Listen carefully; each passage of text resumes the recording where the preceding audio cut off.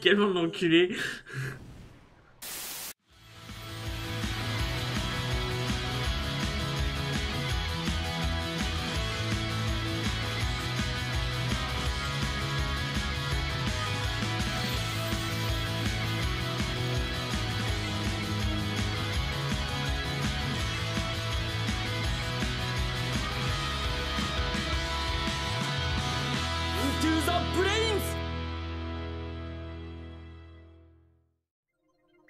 Et yo les gens, c'est Jean, on se retrouve pour la review de l'épisode 51 de Vrain cette semaine.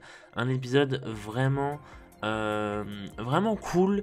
Je dois bien vous avouer, j'avais peur au début de l'épisode, je vous l'avais dit en plus il me semble, parce que c'est un épisode sur Go et il affronte Soulburner et j'avais très peur que les motivations de Go surtout, hein, c'est ça qui nous effrayait un petit peu, enfin en tout cas moi qui m'effrayait.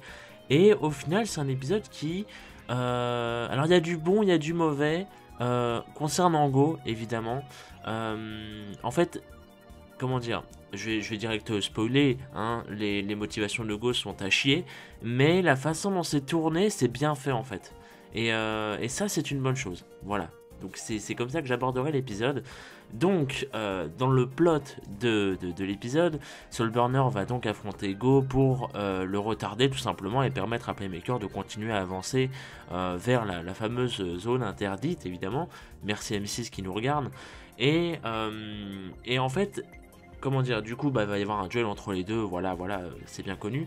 Et donc ce qui va être intéressant, c'est ce que le duel raconte. En fait, c'est donc le fameux storytelling. C'est un peu comme dans le catch, hein, c'est-à-dire que quand deux mecs s'affrontent, en général, ils doivent raconter une histoire dans le ring. Tu vois, il doit y avoir quelque chose, un développement, ou enfin, en tout cas, les prises, etc. Ça doit raconter quelque chose.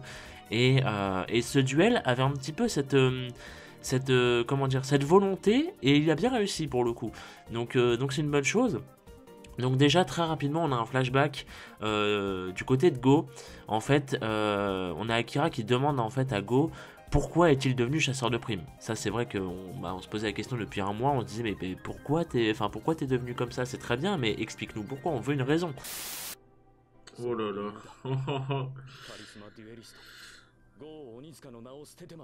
Aïe aïe aïe, j'ai très peur.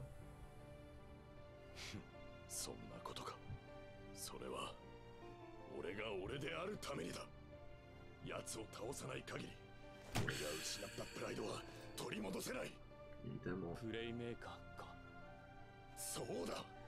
だからソルテクノロジーが奴を追っていると聞いて俺はバウンティーハンターに志願した。En vrai, ça se comprend. Et malheureusement, la raison est bien évidemment beaucoup trop simple, à savoir que Go lui répond que son unique but est de vaincre Playmaker afin de redevenir le numéro 1 de Vrains. Et en fait il en a marre que tout le monde ne parle que de Playmaker, plus personne en fait ne s'intéresse à lui pour ce qu'il est, tout le monde s'intéresse à lui pour avoir des infos sur Playmaker en fait. C'est ce que j'ai trouvé très marrant personnellement, mais bon. Et en fait du coup c'est comme ça qu'en fait lui est revenu en tête l'idée de, vous savez, l'ancienne offre d'Akira en tout début de Vrains, dans les 10 premiers épisodes. Akira avait fait une offre à Go, etc. Bon, il n'y avait pas encore le chasseur de primes, hein, bien évidemment, mais voilà, il avait fait une offre et du coup j'imagine que Go y a repensé et du coup il accepte de rejoindre la Sol en tant que chasseur de primes pour tout simplement prendre sa revanche sur Playmaker et redevenir le plus fort, voilà. Donc c'est un truc totalement con, totalement cliché et totalement naze, on va pas se mentir, hein, voilà. Ça me fait, enfin quand j'ai vu ça je me suis dit bon, Go c'est fini, hein, y a plus rien à tirer du perso, c'est complètement mort là les gars, vous aviez une chance, vous l'avez complètement raté, voilà. Et c'est pas encore totalement fini, c'est ça qui est bien en fait, c'est que le développement qui va en suivre peut être intéressant, même si j'ai peur qu'il soit trop plat en fait, mais j'y reviendrai. Et d'ailleurs, il y a un petit passage que je me dois de vous raconter qui m'avait fait beaucoup rire. On en avait parlé en plus après avec notre ami, notre petite amie Yuli-sama. Qu'en fait, quand je vous disais que oui, les gens, comment dire, aller vers Go pour prendre des infos sur Playmaker. En fait, à un moment, il y a une scène dans le flashback où on voit les journalistes en fait qui interviewent Go et ils lui disent ouais, vous Blue Angel ainsi que Playmaker, vous êtes les héros de Vrains et tout, vous avez sauvé Vrains à vous tout seul et tout. les gars, vous êtes journaliste, vous êtes chez BFM ou comment ça se passe? Parce que y a pas Go et Blue Angel n'ont rien fait. Littéralement, ils ont retardé l'échéance, c'est tout ce qu'ils ont fait. Mais ils n'ont strictement rien fait. Doit-on vous rappeler que le plus gros défaut de l'arc de la Tour des Anouilles, c'est que Playmaker a littéralement tout fait lui tout seul? Il faut se renseigner un petit peu. On n'est pas chez BFM, donc voilà. Il y a un moment comme ça où c'est juste drôle en fait. C'était très drôle à voir parce que tu te dis, ok, même les journalistes de Vrain ne sont pas renseignés et même les scénaristes, tu vois, de Vrain, ils te disent, non, regardez, Playmaker n'a pas vraiment tout fait puisque Blue Angel a affronté Spectre, elle a perdu, et puis Go a affronté Revolver, il a perdu avec Force Miroir. Donc voilà, c'est quand même, c'est des héros, hein, les gars. C'est n'importe quoi, mais c'était très drôle. Et du coup en fait plus tard justement dans un autre flashback toujours on a Akira en fait qui raconte du coup le secret de Playmaker à Go. En fait selon lui, selon Akira, alors c'est pas le vrai secret hein, etc, mais selon Akira, Playmaker en fait gagne ses duels parce que ces duels représentent entre guillemets sa vie, c'est à dire qu'en fait il ne peut pas se permettre de perdre vu ce qu'il a vécu. Et j'ai bien aimé cette petite comment dire, c'est pas vraiment une métaphore, enfin, quoique si, techniquement, mais cette conclusion, quelque part, vous voyez. J'ai bien aimé ça venant d'Akira, c'est plutôt pas mal. Ça montre en plus l'intéressement que Akira porte à Yusaku, et c'est vraiment cool. Et là, c'est le passage putain, j'avais envie de casser mon écran en deux, mais c'était violent.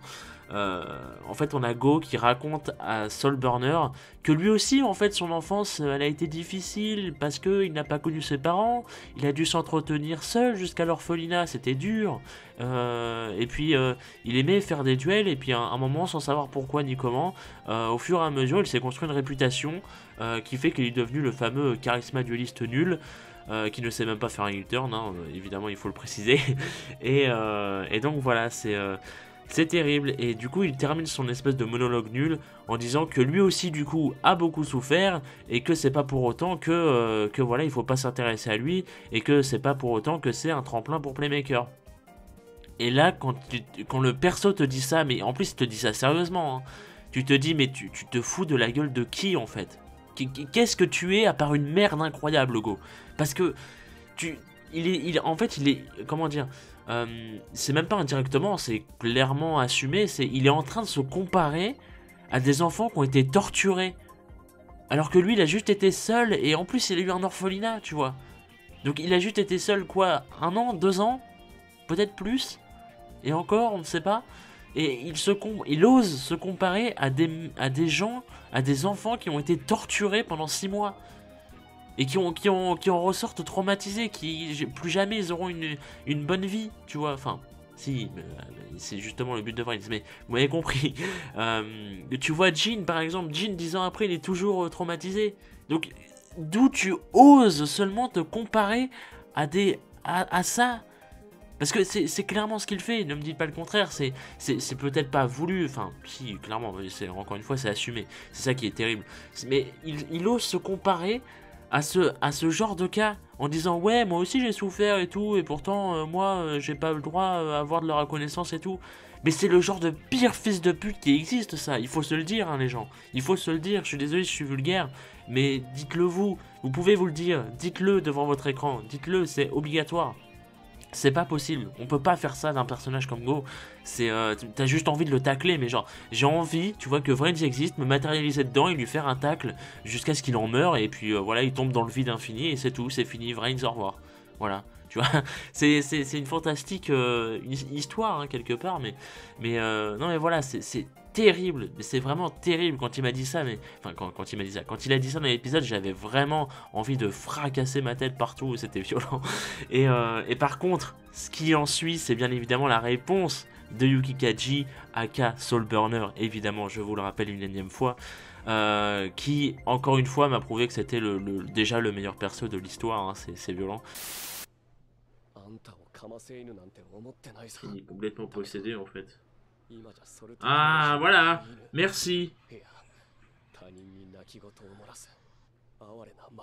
Ah, meilleur perso, je vous dis. C'est qu'une merde, Anthony.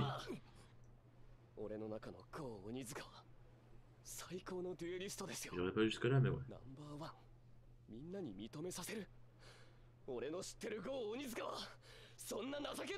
Voilà, merci. 黙れ貴様に何がわかる Putain, mais je vous dis que c'est le meilleur perso, il arrive même à développer Go, quoi, c'est incroyable. Parce que Soulburner lui répond que non, ce n'est pas qu'un tremplin pour Playmaker comme il le pense, mais par contre c'est bel et bien un putain de chien de la casse venant de la Sol, et ça quand il a sorti cette punchline, oh là là c'était fantastique mes amis.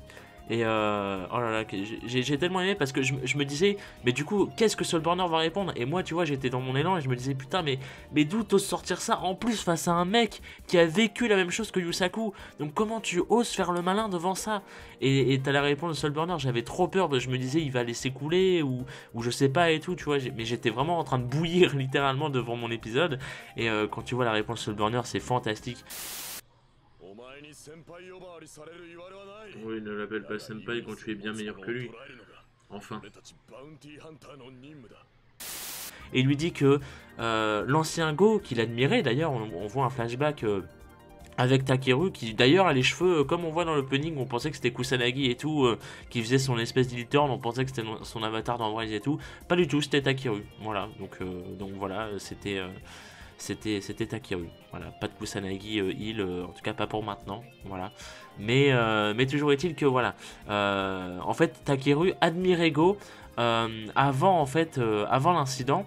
Enfin, non, pas avant l'incident, pardon. Avant qu'il récupère Flame, en fait, il admirait Go, en fait, par rapport à ses exploits et par rapport à son caractère, parce que Go était quelqu'un, tu vois, que il entertainait les gens, enfin, en gros, il amusait la galerie, il divertissait les gens, voilà, et en fait, ça donnait du courage, tu vois, de voir Go, etc. et tout, et Takeru fait partie de ces gens qui ont été influencés par Go, tu vois, et c'est bien comme relation, pour le coup, de mettre ça face à Go et tout, parce que c'est justement ça qui va le faire se développer, et c'était très bien, parce que, justement, il précise que l'ancien Go que lui admirait, justement, jamais il dirait de telles conneries, et il est très déçu, en fait, de voir que celui qui lui donnait du courage, qu'il admirait tant, etc., qui l'a aidé un petit peu à survivre, techniquement parlant, il est très déçu de le voir réduit à ça, à être littéralement une merde. Enfin, je suis désolé, mais c'est vrai, quoi, tu peux pas dire ça, surtout face à... Putain, mais vous imaginez tout ce qu'il vient de dire face à quelqu'un qui a subi la même chose que Yusaku, mais c'est juste horrible. C'est juste horrible. Là c'est-à-dire que là, tu vois, là c'est un vrai heel turn. Là, pour le coup, d'accord. Sauf que c'était pas voulu pour être un heel turn, tu vois. C'était voulu pour qu'on ait de la compassion pour Go. Sauf que qui peut avoir de la compassion pour Go à partir de ce moment-là? Personne. Je vous spoil, hein, personne. Ce n'est pas possible. C'est-à-dire que là, tu vois, là, ils auraient voulu faire un heel turn avec Go. Bah là, ça serait magnifiquement bien passé. Là, pour le coup, ça aurait été un connard comme il faut, tu vois. Sauf que c'est pas le cas. Donc voilà, c'est terrible, c'est triste, mais c'est comme ça. Donc voilà, on va s'arrêter là pour le plot principal de l'épisode. J'ai encore quelques petits points à aborder, hein, attention. Mais voilà, ça c'est le gros plot de l'épisode. Et je vous aurais dit mon avis dessus. Maintenant, on va parler vite fait des nouveaux monstres de Go, d'un nouvel archétype, donc l'archétype des Dino Wesley, comme on aime à l'appeler par chez nous. Donc des dinosaures catcheurs, tout simplement. Bon, vous savez que j'aime bien GX, j'adore Cricket. Voilà. Enfin plutôt l'inverse, j'adore GX, j'aime bien Cricket, et donc par conséquent j'aime bien les dinos, et vous savez que j'aime le catch. Donc qu'est-ce que donne la fusion entre dinosaures et du catch? Eh bien, je vais vous étonner, mais j'ai trouvé ça sympa. Et oui, parce que comment dire, franchement le design des monstres de Go je le trouve assez cool maintenant. C'est-à-dire que les Gokish, tu vois, j'étais pas fan, j'ai trouvé un peu moche et tout, ils avaient pas spécialement un aspect enfin personnellement pour moi ils avaient pas un aspect de catcheur, enfin c'était des ogres qui étaient bodybuildés, c'est tout, tu vois, c'était c'est pas ouf. Et là tu vois vraiment tu t'imagines vraiment un univers de dinosaures où il y a du catch, tu vois, avec ça, c'est con hein, mais c'est voilà. Et je sais pas, j'aime bien comment c'est représenté et tout, même l'espèce de Link qu'il a et tout, je le trouve stylé avec l'espèce de carcasse et tout qu'il a sur le dos, je sais pas, j'aime bien. Et en termes en tout cas bien évidemment d'aspect physique, les dinos de Go là, voilà, sympathique, pas ouf hein, évidemment, mais sympathique. Après en termes d'effet, de ce que j'ai ouï dire, comme on dit, c'est pas ouf. Mais ça me plaisait aussi, c'était pas justement, c'est un petit peu con, mais ça avait pas l'air trop technique. Donc pour le coup, c'était voilà, ça m'intéressait, tu vois. Donc voilà, voilà ce que je pense des fameux Dino Wrestler de Go. Et petit dernier point concernant l'épisode. Alors ça c'est une question que je me pose, donc je me permets de vous la poser. J'ai l'impression que dans cet épisode-là, il y a eu beaucoup de nouvelles OST. Au moins 3-4, facile. Alors après, le truc c'est que moi et ma mémoire, je ne sais pas si c'est des nouvelles OST ou des OST qu'on a déjà peut-être entendues ou pas, mais j'ai l'impression qu'il y a eu plein d'OST qui étaient assez nouvelles et tout, assez différentes de d'habitude, que justement j'ai noté, et si je les ai pas notées avant, c'est que bah, y a peut-être une raison, ou alors c'est ma mémoire, il n'y a pas de souci. Mais du coup voilà, je voulais savoir du coup qu'est-ce que vous en avez pensé, parce qu'il y avait plein de nouvelles OST, et elles étaient très cool. Pour le coup, franchement, elles étaient bien, elles mettaient une bonne ambiance et tout, elles étaient bien stylées. Donc franchement, c'était bien. Voilà. Donc ça reste un bon épisode. En termes de storytelling, c'est vraiment du bon. Après, le truc, c'est que, comme je vous l'ai dit, le problème, c'est les raisons de Go sont absolument pas justifiées ni justifiables. C'est complètement de la merde. Mais le bon côté, c'est justement le fait que Soulburner, en fait, qui a vu en fait l'ancien Go là et face au nouveau Go, tu vois, et en fait va pouvoir se faire rendre compte, enfin va pouvoir dire à Go ses erreurs et lui va pouvoir s'en rendre compte plutôt, pardon, et ainsi voilà, réévoluer, refaire un autre du coup un face turn du coup, et puis voilà, il va pouvoir refaire une évolution parce que, comme l'avait dit notre ami Yulisama, c'est un arc de transition pour Go. Il se cherche un petit peu. Et donc voilà, et en tout cas, il est vraiment temps qu'il se trouve parce que là, j'en peux plus. Et voilà. Et le problème, c'est qu'on va devoir se taper encore ça la semaine prochaine parce que, bien évidemment, on va passer à la preview. La preview qui nous montre que le prochain épisode, du coup, sera centré sur eh bien la suite et probablement la fin de ce duel entre Go et Soulburner. On y voit quelques plans d'ailleurs avec Takeru. IRL du coup avant d'obtenir Flame encore une fois, hein, en flashback, et on sait que dans la castlist il y aura des grands-parents de Takeru, donc ça risque d'être un épisode plutôt sympathique. J'ai peur qu'il y ait plus de duels que de... Enfin non, c'est normal, il y aura forcément plus de duels que de développement de background de Takeru, mais j'espère qu'il n'y aura pas juste une petite scène de 20 secondes, tu vois. J'espère que ce sera vraiment un truc au moins 5 minutes et tout pour Takeo, ce serait pas mal. Mais voilà, on verra ça la semaine prochaine, mais ça annonce du bon. Et je finirai sur cette petite note, c'est que les dessins qu'on voit dans la preview, les dessins, je parle bien des dessins et pas de l'animation, les dessins ont l'air assez bizarres, mais également ont l'air très beaux en fait. C'est-à-dire que c'est assez, c'est vraiment différent d'habitude. Quand tu vois la preview, tu te dis waouh, c'est vrai ça, parce qu'en fait il y a des gros traits qui sont très prononcés, etc. Et qui sont bien noirs, ça se voit, ils sont vraiment plus épais qu'à l'habitude. Et pourtant c'est pas moche, tu vois. Au contraire, c'est beau, ça met un petit style et tout, c'est plutôt sympathique. Et je me suis renseigné vite fait sur les animateurs, et apparemment ils ont bossé sur Recreator, sur Inazuma Eleven, etc. Donc voilà, je pense que ce sera du bon. Ils ont même fait d'autres épisodes de Vrains qui étaient pas spécialement moches. Donc voilà, qui d'ailleurs sortaient du lot et tout, donc c'était plutôt cool. Donc voilà. En attendant, merci à vous d'avoir regardé, j'espère que cette petite review vous aura plu. Bien évidemment, vos avis sont importants et j'aimerais les entendre dans les commentaires. En attendant, on se retrouve la semaine prochaine pour de nouvelles reviews et des bisous.